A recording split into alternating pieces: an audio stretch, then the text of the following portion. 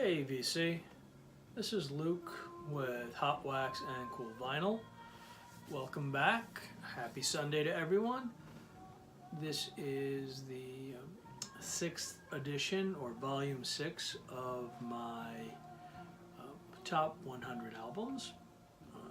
If you're new to this little project that we've undertaken, the reason I choose my top albums based on an emotion that the record brings me, or perhaps a memory that is affiliated with that particular record, or a song on that particular record, things of that nature. And I do so, quite frankly, simply because my top 100 albums, if I went by, they vary. I mean, it could be, any 100 rock albums, 100 jazz albums, depends on my mood, depends on the day, depends on a whole host of things. So I try to keep it to things that elicit an emotion from me. All right, that said, we start with number 40. Number 40 for us is the Talking Heads' Fear of Music album. This album is just on its own stands fantastic. It is probably the blueprint for what late 1970s new wave sounded like. It was substantially it had a much more harder edge, both lyrically and musically, than what is commonly considered new wave now, like 80s and new wave, Flock of Seagulls, Kajagoogoo, Tears for Fears, that sort of thing. Not to take anything away from those particular bands, because I like quite a few of them. Late 70s new wave was a music evolution, if you will, from the early Pistols, Clash, and early British punk, and then New York punk, the Ramones, Blondie, etc. This was a little bit more musically refined than that sound, but still, just the record itself is just a great record, top to bottom. The song "Life During Wartime" is why I have chose this record. I don't really have a clear explanation as to why, but every time I play that song, and this is from the very first time I played it in the late 1970s, up until this morning when I listened to this record again, every time I hear "Life During Wartimes," I am just automatically, my mind drifts to a post-apocalyptic United States, and the song really isn't about, it's obviously about war, but not about anything as dramatic as my mind makes out. I don't know, like I said, I really don't know why, but it's just time and time again. So number 40 for that reaction, and simply because it's a really great record onto itself. So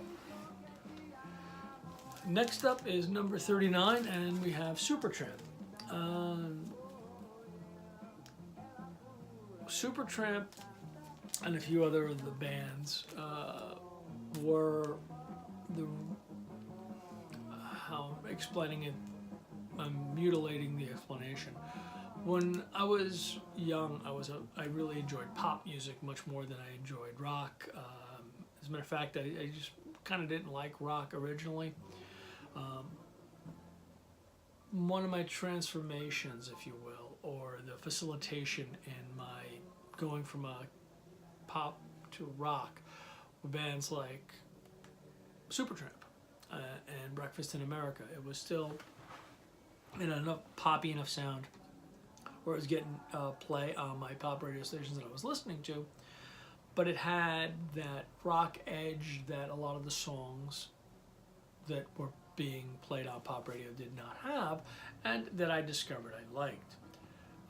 So that said, it's also a really cool cover. I mean, New York skyline in, salt, pepper, dishes, and all kinds of other cool stuff. And a ham sandwich. So number 39 is Supertramp's Breakfast in America. Pardon me, I don't know what number we're on, so I'm going to put that down here so I can actually see it. Okay, we are at number 38. Okay, so why is this album on so low? Well, you know, it certainly could be in the top 5 or top 6, but that's not why I chose it. I chose it because Stairway to Heaven is the song on this album that elicits the reaction. And in 1979, one of the electives I took in high school was typing.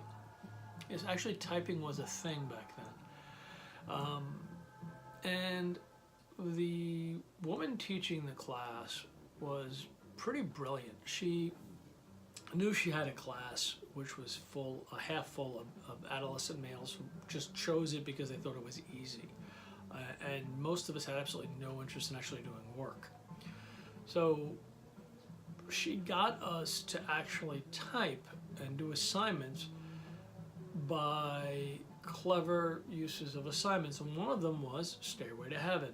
You get to type the lyrics to Stairway to Heaven. I chuckle because that was brilliant. And I actually think I passed the course too. Okay, next up, we have number 37, Desolation Boulevard by Sweet. Sweet really doesn't get nearly as much credit as they should for being a pretty hard-nosed rock band. You know, they get a lot of glam rock stuff because originally they were the Sweet, and then they did Fox on the Run, and they had some of that disco-ish sound to them. But this is a great compilation album. It's got a lot of really good songs, and it's on here at number 37 because in I guess it was 1984, I was driving down the road in my 1974 Buick LeSabre, which, if you're not familiar with that car, it was basically like driving your living room down the road, but it had a really big power plant. It had a big block GM 454 with a 4-barrel carb, and once she got up to speed, she just went. So I'm driving down the road, and I've got Ballroom Blitz blaring on my cassette deck, and I look up, and I see some guy run in the middle of the damn highway, waving his arms over his head, and I'm thinking to myself, what is this nutcase? So as I'm slowing down, and I recognize him to be a New York State trooper.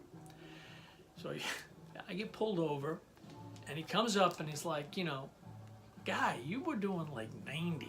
I mean, just like ridiculous. What were you thinking? And I was like, I'm so sorry. I had stereo going. I just really wasn't thinking. And he looks at it and he goes, why aren't you wearing your seatbelt? And the year before, New York State had instituted mandatory seatbelt laws. And to paraphrase my reaction, which was probably something along the lines of like, yeah, I got nothing. And whatever I did say made him chuckle enough to not give me a speeding ticket, which would have been brutal. But he only gave me a ticket for not wearing a seatbelt. And that was no points on my license and a small fine, so I was able to deal with that. So, Sweet's Desolation Boulevard, great record, great memory. Lucky memory, not a great memory, kind of a foolish memory. Up next, Queen's Jazz.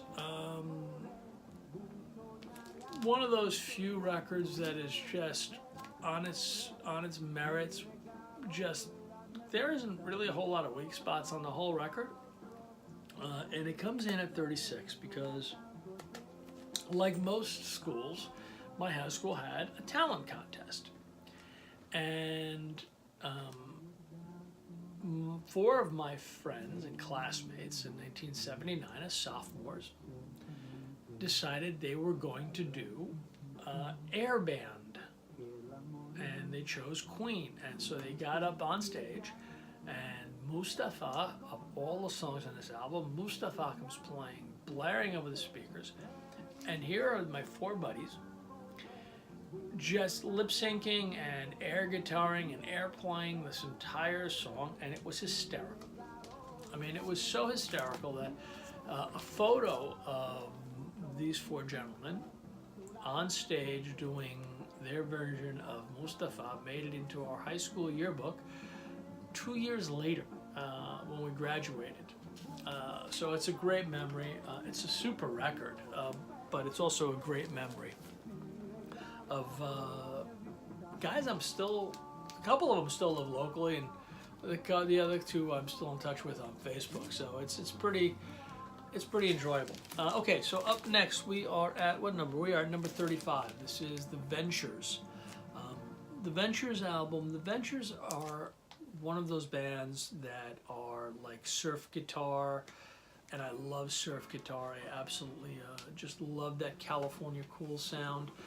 Ever since I was 10, 11 years old when I first borrowed my aunt and my uncle's copy of Surfer Girl from the Beach Boys, and wound up falling in love with that whole mythological California lifestyle, if you will, that these albums all portray.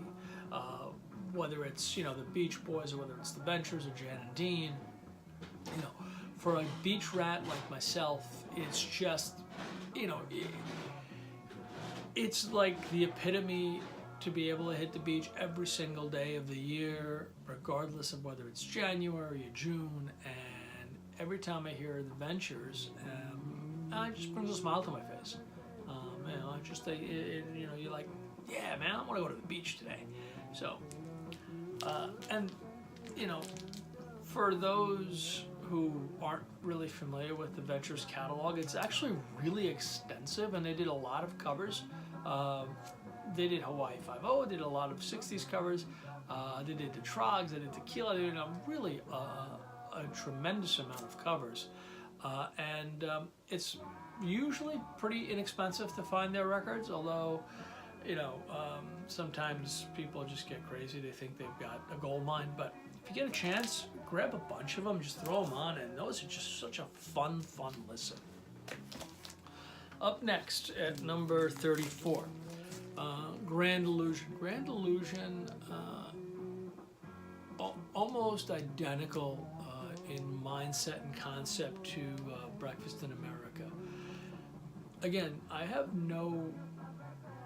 can't tell you a specific point in time or a specific moment where I went from being a kid who really liked pop to a kid who liked rock.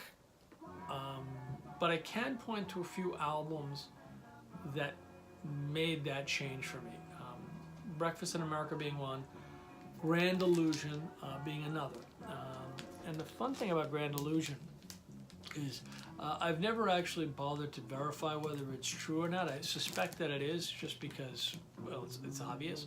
But the entire song list is encompassed in the cover of Grand Illusion. The whole album itself is the actual song Grand Illusion. You have Man in the Wilderness on the horse here. Is Miss America with the eyes, sailing away with the cloud-like. Castle Walls, I've always imagined them to be the tree line. I still am a little bit unsure of like Fooling Yourself and a few other songs. I'm too proud to Google it. So every time I put this on, I grab the album cover, I stare at it and try to figure out the rest. I don't know whether it's true or if it's just, folklore. Styx album art folklore. If it's true and you know all the answers, don't leave me the comment. Okay, next up, everyone's favorite gym teacher. And if you haven't guessed who the artist is, you just no. I'm sorry. Okay, Pronounced by Skinner. When I was in the mid-'80s, I was tending bar. And one of my favorite songs was Give Me 3 Steps from Skinner. So I'm tending bar, and one of the bands who worked coincidentally the same nights I was tending bar, pretty good band. Nothing. They weren't going to become stars of any kind, but musically they were pretty solid. Had a lot of Doobie Brothers sound to them. So they insisted on playing Give Me Three Steps.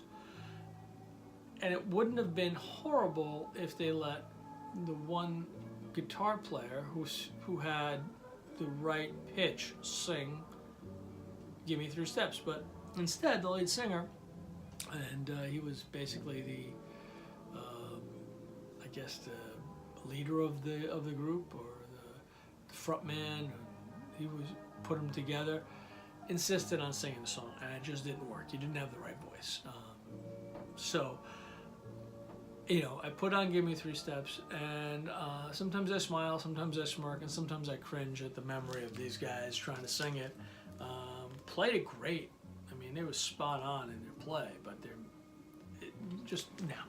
it doesn't work if you got Barry White singing lead on Give Me Three Steps. Next up, Combat Rock from The Clash. As most of you know, The Clash is my favorite band.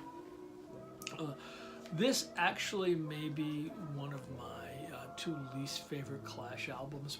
My least favorite Clash album is Cut the Crap. I thought it was just it was the first one after Mick Jones left the band, and it was missing his influence in the writing. But this one comes in as high as it does for a very, very embarrassing and specific reason. We are in 1983 or 1984, I'm not quite sure which year. And I was tending bar, and I had gotten to be pretty good friends with one particular band. And so one night they were playing one of my local bars, and they gave me a heads up saying, hey, we're going to be out there, why don't you come see us? And I was off, so I went to see them. And I had a little bit too much to drink, or I had a lot of it too much to drink. And these guys knew I would love The Clash, and so they came up to me and they said, hey, why don't you hop on stage and sing Should I Stay or Should I Go tonight?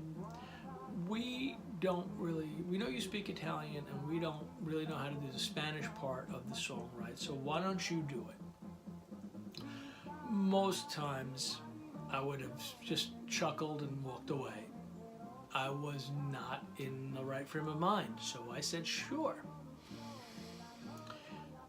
All I can say is I am very, very grateful to this day that there was no use of the interwebs or YouTubes or video recording devices at the time. Cringeworthy memory, but also one of those memories that you just, hey, it's part and parcel of your youth. So, 32 is Combat Rock. And finally, this was one of my grails, and I just got it back recently. I had it when it first came out and lost it, and tried to get it again, and it was almost impossible to find at a reasonable price. So about a month and a half ago, 2 months ago, I was able to order one from a Canadian seller on eBay. Great movie, great soundtrack. The Warriors was really great. I liked it. But it's here because of, like most of you, I love my state. I love my city. Even though I live on Long Island, we all consider ourselves New Yorkers, and because it's just right here. And as a kid, I lived in Queens, so I lived in the city. I mean, it was just when this movie came out, it portrayed. The movie was great. Don't get me wrong, but it portrayed New York in such a horribly poor light. Again, and it was like, it seemed like every other movie just really made New York look terrible. And every summer I would go to, when I went vacation in Italy, all my Italian friends would always ask me the same questions, especially after the Warriors came out. I was like, is it true that you can't go into Central Park? Is it true that Brooklyn you can't, I was like, blah, blah, blah. Like, no, it's not, guys. Of course not. Of course you can go to Central Park. Of course the city is safe. So, I mean, I spent so much time defending New York that I got angry because I was like, "No, it's a movie. Can't you get it through your head? It's really it doesn't exist like that. It just so it's a great movie. It's a great soundtrack. I love it. It's one of my grails, but it's also one of my most visceral memories of just frustration and anger trying to explain to people that no, man, New York isn't anything like that. It's like we got beaches, we got farms, yeah, we have the city, but you can walk through the city, you can jog through Central Park, you can go row boating and you can row your boat in Central Park, you can take a nap and you wake up with your wallet. I mean, it's okay, it's you can go on the subway, you can even go on a bus in New York, and so you can grab a cab. Come visit us in New York. Let us show you that we're not... Okay, come visit us in New York. Just don't bother us during rush hour. And we'll show you just we're really, really nice people. All right, so that comes in at number 31. That is or my, actually. Now, when I say our, I don't mean me and the voices in my head. That is the... 6th edition of the Top 100. This is number 40 through number 31. I'm hoping you enjoy this. Please leave me a comment. Let me know what you thought of the records I chose. I know we all know them. As we get to this level, everyone kind of knows the records. If they bring back any specific memories, I'd love to hear about it. If you like it, please subscribe to my channel. I'm always thrilled when I have a new subscriber or subscribers. And so have a wonderful, wonderful week. Have a great Sunday. And hopefully you'll leave me a comment. And we'll talk to you soon. Cheers all.